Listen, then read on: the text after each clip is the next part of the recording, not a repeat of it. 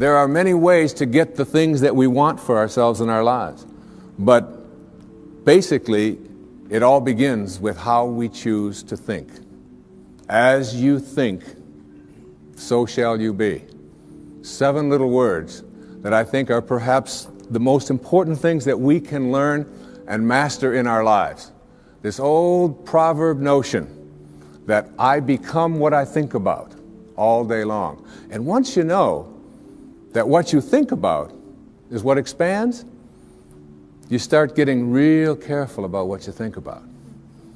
You don't allow your thoughts to be on anything that you don't want or that you wouldn't want to have manifest or show up for you in your life. But the amazing thing is for you to discover that you don't need to think all the time, that there is a realm, a dimension of consciousness in you that does not consist of thought. That's an amazing discovery. A lot of people say, I want to quieten my mind, and then they struggle in meditation, but trying to quieten the mind is a thought, so it's also the mind. So you can't use the mind to quieten the mind, right? All you have to do is ask yourself,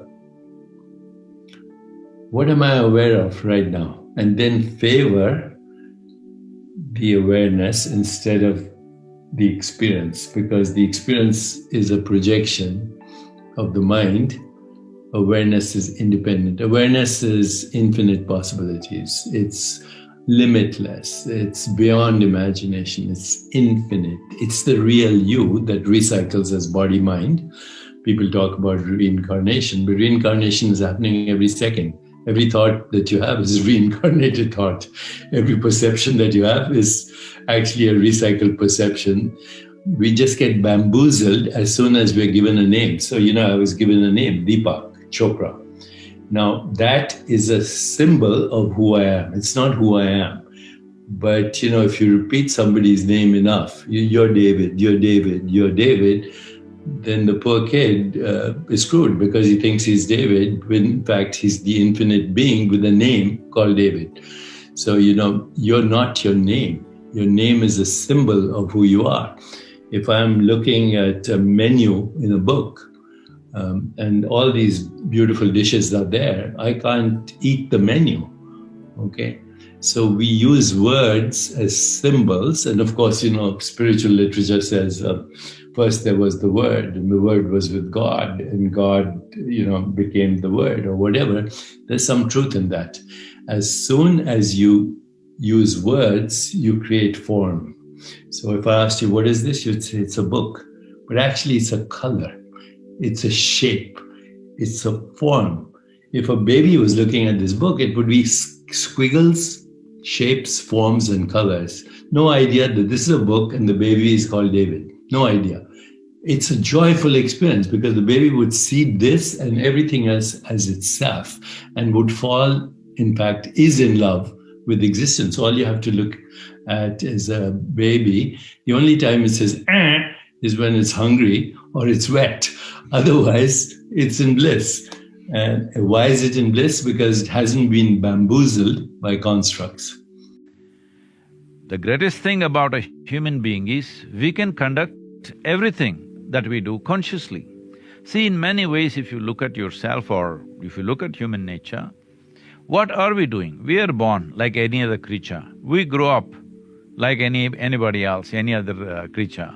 We survive, we eat, we reproduce, we die one day, just like any other creature. Only significance is we can do all this consciously. That's a world of difference. That is all it is. If you don't do that, if you don't do it consciously, I think evolution has been wasted upon you, really wasted. So karma means this. This is a movement from unconsciousness to consciousness. This is a movement from fanciful belief systems to responsibility. This is very, very important. My life is my karma means I'm 100% responsible for the way I am right now. I'm peaceful, I'm joyful, I'm miserable, I'm in a horrible state, everything is me. If I know this, I will naturally live my life in such a way, it will be elevated. But if I think because of you I'm miserable, well, one thing I will stay miserable, another thing is if my misery gets too bad, I want to kill you. This is what is happening. This is what is happening in the world every day. Either I want to kill myself or I want to kill you. If people could understand the magnificence of who they are, that their fundamental state is bliss and joy and awareness and existence which is timeless. See, the body is in time, the mind is in time, every thought is in time, every perception is in time, every image you have in your mind is in time, except you, the one that's awareness. So once you get to that, this is what is called the spiritual experience. It's also actually the original religious experience. Whether it's Jesus or Muhammad or Buddha, it doesn't matter. The religious experience is just three things. First, you know yourself beyond body and mind. Second, you have the emergence of Platonic truth, which is goodness, harmony, peace, empathy, compassion, love, kindness, joy. And the third religious experience, not religion, I'm not talking about religious dogma, religious experience, loss of the fear of death. If you have those three things, you know your true self, you have the emergence of what we call Platonic values, truth, goodness, beauty, harmony, love, compassion, joy, equanimity, and you lose the fear of death, what's left? You're free. So you have two identities, we could say. You have your form-based identity, which is the identity of your physical body, and your psychological identity that is largely determined by your past. The past, so-called past, leaves accumulations in the mind, and of course that's what the past is, because apart from the accumulations in your mind there is no past. There's only the eternal present. So apart from the identity that is past-based of who you are, which is a mixed bag for most people, there's good stuff in it and bad stuff in it. For some people, it's pretty bad. So that's where people get their sense of self from, who I am. And that's what they like to think about. Most people's mind activity is, to a large extent, occupied by thinking about themselves and trying to solve the problem of me, trying to solve me and my problems. The strange thing is, you solve one and another one pops up behind you, problem after another, and so you have to think even harder about yourself, especially in the middle of the night. And so your sense of identity becomes a problematic one, very common phenomenon for most people, to the extent even that they regard themselves as a problem to be solved. I am a problem that requires a solution.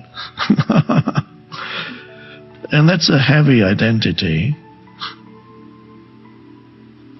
And this is what happens easily when you're not aware of your deeper, more essential identity that has nothing to do with your personal history or your past or your future, but realizing the essence of who you are is formless, a formless sense of presence, like this. Sometimes I call it space consciousness. Sounds a little bit like science fiction, but it's not. It's awareness of that inner space, or spaciousness. And usually meditation is designed to help you realize that. No matter what technique you use, the technique is not the meditation. The meditation is the realization of your essence. Like now, this is deep breathing. What I do is between the conversations, I bring in more oxygen than normal to feed the deep tissue to become alkaline. And when it becomes alkaline, then it becomes very good, a good condition of the biochemical, condition for the neurotransmitters, the nervous system to be there, to do what I want. Because my nervous system is in my will. My conscious will is ruling through my system. Right now, I want to be very clear. I want to be on the top of wisdom coming from nature. I have been in nature. I want to translate it. I want to take away your doubt in any way created by a wrong biochemistry inside, just by the word, by my belief, by being here, my presence. That's who I am. How many times you learn to feel deep breathing? Remember, deep breathing is able to change the biochemistry inside, deeper than ever thought possible. We have shown this in the university. We have shown this in blood proof. We have shown this by being injected with the bacteria and have no problems with it, because we are in control over our immune system and the life force itself. How? Conscious deep breathing. Besides of that, if you want to go in the morning on empty stomach, very deep into your lymphatic system, which is the storage of garbage, of acidity of the body. If you want to go into that, then you follow the protocols for our breathing exercises, all evidence-based in the university, to go deeper than thought possible in science. And it's cleaning the lymphatic system. It's cleaning the garbage storage of your body. And then afterwards you feel light. You feel great. And you will be able to be in command with your will, which was a signal in control. You are the captain of your soul, the captain on your own ship. You can sail the waters anywhere you want. It's beautiful. So, as much as you need breathing, remember, you are the captain of your soul, the captain on your own ship to sail all the waters of life. And if you don't feel that, breathe. And as I very eloquently say, breathe, deep breathing.